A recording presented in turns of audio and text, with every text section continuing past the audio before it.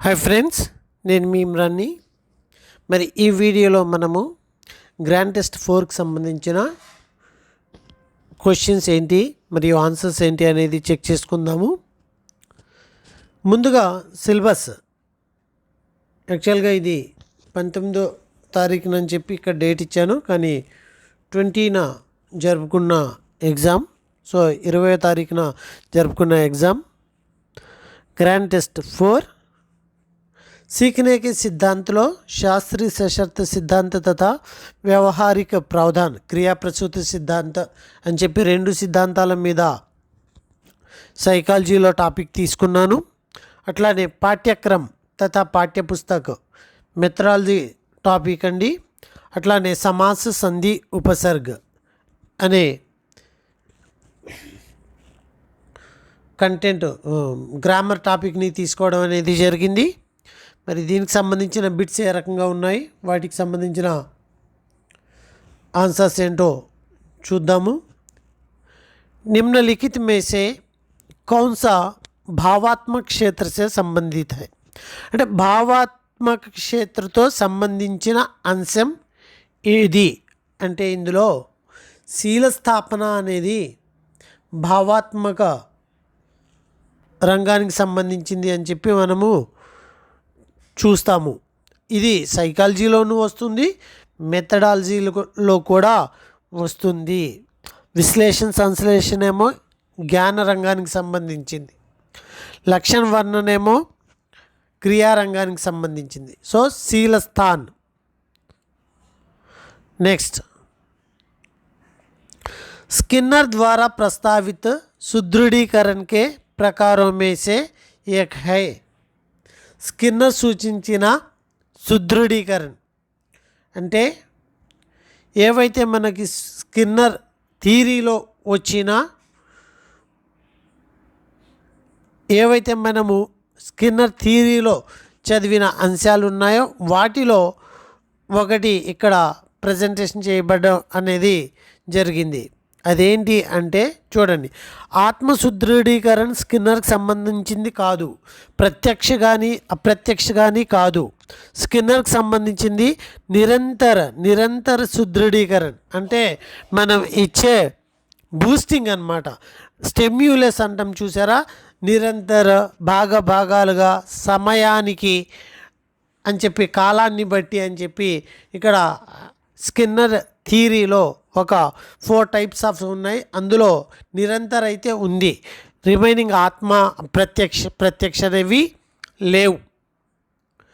दोपहर के भोजन के लिए जाने का अनुभव. अब छात्रावास में एक छात्र घंटी की आवाज़ सुनता है तो वह घर पर मंदिर की घंटी की आवाज़ सुनकर थाली पकड़ने जैसा होता है. సో అతనికి ఒక పిల్లవాడికి హాస్టల్లో బెల్ వినంగానే ప్లేట్ తీసుకోవడం అలవాటు. అయితే ఇది ఇంటికాడు కూడా ఎట్ ది సేమ్ టైం గుడి గంట వినంగానే ప్లేట్ తీసుకోవడం అనేది జరిగింది. ఇది ఏ సిద్ధాంతకి సంబంధించింది కింద ఉన్నదాన్ని బట్టి చూస్తే ఎస్ టైప్ థియరీదా, ఆర్ టైప్ థియరీదా, ఎస్ఆర్ టైప్ థియరీదా. సో మనము ఖచ్చితంగా ఇది ఎక్కడ చదివాము అంటే సశర్త్ stimulus theory S type. Next, निम्नलिखित में से शास्त्रीय सशर्त सिद्धांत का नाम नहीं है. సశర్త్ సిద్ధాంతానికి కొన్ని పేర్లు ఉన్నాయి, అది కానిది ఏంటో చూసుకోవాలి. సశర్త్ సిద్ధాంతాన్ని సాంప్రదాయిక సిద్ధాంతం అనొచ్చు, సశర్త్ ప్రతిక్రియ సిద్ధాంతం అని కూడా అనొచ్చు, శాస్త్రీయ సిద్ధాంతాన్ని కూడా అనొచ్చు. అయితే ఆర్ టైప్ థియరీ అనేది ఇది స్కిన్నర్కి సంబంధించిన థియరీ, రెస్పాండ్ థియరీ అంటాం, అది వేరు. సో शास्त्रीय सशर्त सिद्धांत के अनुसार प्रयोग से पहले खाना इस उद्दीपन के अंतर्गत आता है. ప్రయోగానికి ముందు ఖానా అనేది ఏంటి, సహజ ఉద్దీపన. ఆ సహజ ఉద్దీపనని ఏమని చెప్తాము, ప్రాకృతిక్ ఉద్దీపన్ అని చెప్తాము. एक स्वाभाविक उत्तेजना में जितनी अधिक प्रतिकारक अस्वाभाविक उत्तेजना जोड़ी जाती है, वातानुकूलित प्रतिक्रिया उतनी ही मजबूत होती है। शास्त्रीय सिद्धांत का यह नियम, ఈ నియమం ఏమిటి అంటే స్వాభావికంగా ఉండే దానికి అస్వాభావికం అయినది ఉత్తేజన జోడించినట్లయితే అదేంట్రా అంటే సుదృఢీకరణ కా నియం। The work of digestive glands అనే గ్రంథాన్ని రచించింది ఎవరు? పావ్లవ్। किस दिन के विषय उसी दिन सीखने वाला एक छात्र सीएम कौन करके पूछने पर YSR करके बताना।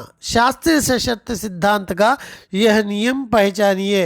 ఇది ఏ నియమంలో జరుగుతుంది? అయత్న సిద్ధ, ప్రయత్నం లేకుండా, ప్రమేయం లేకుండా, అలవాటుగా ఒక్కసారిగా రీకాల్ అయిపోవడం। నెక్స్ట్ చూడు, నయన్ शब्द का संधि विच्छेद कीजिए। ने प्लस एन नयन। निम्नलिखित में से विसर्ग संधि पहचानिए। विसर्ग संधि ఏంటో చూడండి। ఉద్ధార, సంకల్ప, నీరవ, నిశ్చయ, నిశ్చय। निम्नलिखित में से तत्सम शब्द का चयन कीजिए। तत्सम शब्द ఏదో చూడండి। अस्थि। अनमोल शब्द में उपसर्ग पहचानिए। अन। संज्ञा, सर्वनाम और विशेषण शब्द के अंत में जुड़ने वाले प्रत्यय क्या कहलाते हैं? తద్దిత ప్రత్యయ। క్రియాపదాలతో జోడించిన ప్రత్యయాలు కృత ప్రత్యయాలు అయితే ఇవి తద్దిత ప్రత్యయాలు।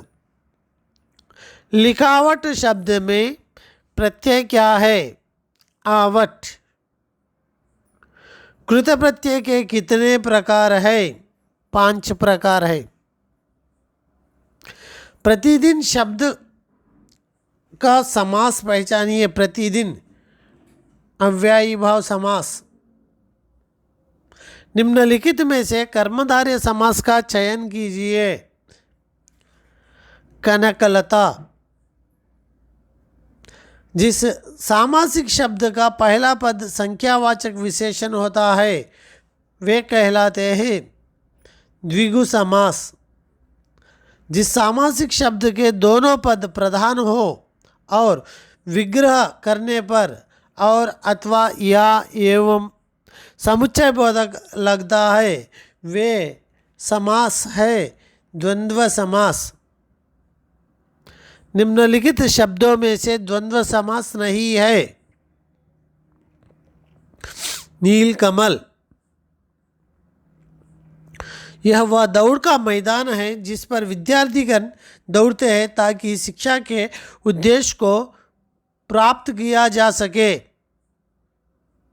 पाठ्यक्रम। पाठ्यक्रम के दो रूप क्या है? संकुचित एवं व्यापक। पाठ्यक्रम कलाकार के हाथों में एक साधन है जिसके द्वारा वह अपनी वस्तु को अपने कला कक्ष में अपने आदर्शों के अनुसार डालता है। यह किसका विचार है? कॉनिंघम। पाठ्यपुस्तक का ग्रंथ का नाम पढ़ा। किस लिए पढ़ा? धागे से गूंथ जाने के कारण। पाठ्यपुस्तक का सबसे बड़ा उद्देश्य है, करेक्ट उद्देश्य ఏంటి? भाषा संबंधित सांस्कृतिक उद्देश्यों को पूरा करना। यस। पाठ्यपुस्तक की विषय वस्तु का चयन होना चाहिए। पाठ्यपुस्तक के विषय वस्तु का चयन छात्रों की मानसिक स्तर के अनुरूप होनी चाहिए। पुरातन काल में भारत में पाठ्यपुस्तक के लिए ग्रंथ शब्द का प्रयोग होता था। ग्रंथ का अर्थ नहीं है वृक्ष, वृक्ष की छाल, గూంతన, ఇవన్నీ గ్రంథానికి సంబంధించిన అర్థాలు। పడన అనేది అర్థం కానిది. विद्यार्थियों के सर्वतोन्मुखी विकास के लिए कैसी पुस्तकों का प्रकाश करना चाहिए. నిర్దేశ్ పుస్తకాలు విద్యార్థుల్ని సర్వతోన్ముఖిగా వికాసం చేస్తాయి. विद्यालय में केंद्रीय पुस्तकालय के साथ साथ इसकी व्यवस्था भी होनी चाहिए. कक्षा पुस्तकालय. भाषा शिक्षक को कक्षा गृह में किसका प्रयोग ज़्यादा करना चाहिए. शामपट का. निम्नलिखित में से गण शब्द का तद्भव रूप क्या है. गण. निम्नलिखित में से पुनरुक्ति शब्द नहीं है. पुनरुक्ति शब्द कानिधि. राइट. पेड़ पौधे पशु पक्षी समास पहचानिए. द्वंद्व समास. दिल कचोटना मुहावरे का अर्थ पहचानिए. दिल में वेदना होना. बड़े घर की बेटी, पंचपरमेश्वर, कफन आदि प्रेमचंद के लिखे गए विधा के अंतर्गत आते हैं. कहानी. निम्नलिखित में से ईदगाह कहानी पाठ के अनुसार गलत वाक्य को पहचानिए. हामिद के सिर पर नई टोपी है. इधरांग पात पुरानी टोपी जिसका गोटा काला पड़ा हुआ है. ईदगाह कहानी के अनुसार महमूद ने क्या खरीदा. सिपाही. बालक प्रायः अलग अलग स्वभाव के होते हैं. कहानी के आधार पर बताइए कि हामिद का स्वभाव कैसा है. ईदगाह कहानी पाठ के अनुसार यह प्रश्न किस भाषा कौशल से संबंधित है. अर्धग्राह्यता प्रतिक्रिया. रमज़ान के पूरे 30 रोज़ के बाद ईद आई होगी. काल पहचानिए. संदिग्ध. आई होगी. संदिग्ध. भूतकाल. भड़कीला शब्द में प्रत्यय क्या है. ईला. आंग्ल भाषा में पुस्तक के लिए बुक शब्द का प्रयोग होता है. बुक शब्द की उत्पत्ति किस भाषा से हुई है. जर्मन. हम इन पुस्तकों को द्रुतवाचन पुस्तकें भी कह सकते हैं. सहायक पुस्तकों को. निम्नलिखित में से पाठ्य पुस्तक के बाह्य गुण नहीं है. क्रम का होना అనేది ఆంతరిక గుణ. ముద్రణ, ఉపయోగి, చిత్ర, కాగజ్, जिल्द ఇవన్నీ కూడా బాహ్య गुणाలు. पाठ्यपुस्तक में रेखा चित्र की संख्या पर्याप्त होनी चाहिए. इससे पाठ का समझना सहज हो जाएगा. बालक पाठ में अधिक रुचि लेंगे. यह पाठ्यपुस्तक का गुण है. ये गुणों उपयोगी चित्र. पाठ्यपुस्तक के गुण के आधार पर अक्षरों का आकार सुस्पष्ट बड़ा होना चाहिए. छोटे बालकों के लिए काली या गहरी नीली स्याही का अधिक उपयुक्त होगी. ఇది పాఠ్యపుస్తకం సంబంధించి ఏ గుణం. यस. मुद्रण. पाठ्यपुस्तक के गुण के आधार पर प्रायः पाठ्यपुस्तकों के संपादक किसी लेखक की रचना को या संक्षिप्त कर देते हैं या तो वर्णन अधिक अपने शब्दों में कर देते हैं. దీనికి సంబంధించింది అంటే मौलिकता की रक्षा. जीवन के प्रारंभ से ही उचित और आवश्यक आचरण का विकास करना चाहिए. यदि बालक को बड़ा होकर अधिकारों तथा विशेष अधिकारों का उपयोग करना है तो उसे यह शिक्षा देनी चाहिए कि वह उनका प्रयोग समाज के हित के लिए करे. ये शब्द पाठ्यक्रम के इस सिद्धांत को बल देते हैं. उत्तम आचरण के आदर्शों के प्राप्ति का सिद्धांत. जो लोग सीखने की प्रक्रिया को निर्देशित करते हैं उनका उद्देश्य यह होना चाहिए कि वे ज्ञानात्मक क्रियाओं की ऐसी योजना बनाएं जिनमें खेल की दृष्टिकोण को स्थान प्राप्त है। यह शब्द पाठ्यक्रम के इस सिद्धांत खेल खेल खेल व कार्य की क्रियाओं के अंतर संबंध का सिद्धांत।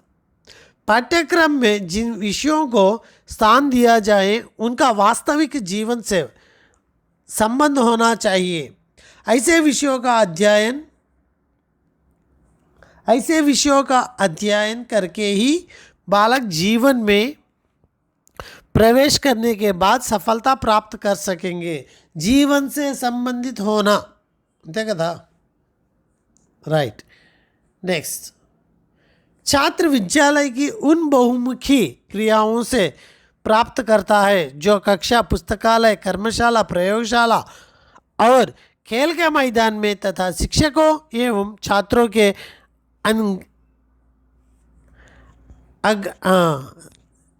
अगणित अनौपचारिक संपर्कों से प्राप्त होती है। यह कथन किनका है? సో ప్రతి డెఫినేషన్ కూడా చూసుకోవాలి। ఇది మరి ఒకే పాఠ్యక్రమకు సంబంధించి మొదలియార్ ఆయోగ్ చెప్పింది ఏంటి అంటే మాధ్యమిక శిక్ష ఆయోగ్ చెప్పిందండి। ఇది ఏమని కక్ష, పుస్తకాలయ, కర్మశాల, ప్రయోగశాల, ఖేల్ మైదాన్ అన్నిటినీ కలిపి చెప్పింది ఎవరు? మాధ్యమిక శిక్ష ఆయోగ్। సో ఇది మరి మీ యొక్క ఈ ఎగ్జామ్కి సంబంధించిన detail. Okay friends, thank you. తర్వాత సబ్మిట్ చేయడం, సబ్మిట్ చేసిన తర్వాత వీ స్కోర్ చూసుకోవడం, మనకి ఎన్ని మార్క్స్ వచ్చాయో చూసుకోవాలి। తప్పులు చేస్తే ఎన్ని తప్పులు చేశారో చూసుకోవాలి। రైట్లు చేస్తే కరెక్ట్గా మనం తెలిసి పెట్టామా లేకపోతే ఓవర్లుక్లో తగిలిందా ఐడెంటిఫై చేయాలి। వచ్చేసినాయి అంటే కుదరదు, వస్తే ఎందుకు వచ్చింది, రాకపోతే ఎందుకు తప్పు చేసావు, ఈ రెండింటి మీద ఎవరైతే మరి రివ్యూ తీసుకుంటారో ఎగ్జామ్కి వాళ్ళే ది బెస్ట్గా ఉంటారు। Okay friends, thank you to one and all. మరి ఇటువంటి ఎగ్జామ్స్ రాయాలనుకుంటున్నారా? త్వరగా మరి చూసుకోండి, ఈ ఎగ్జామ్స్ తీసుకోండి, ఫోన్ చేయండి 9392596430। వీడియోని లైక్ చేయండి, షేర్ చేయండి, మెసేజ్ చేయండి, మీకు ఎన్ని మార్క్స్ వచ్చాయో మెసేజ్ పెట్టండి। Okay friends, thank you.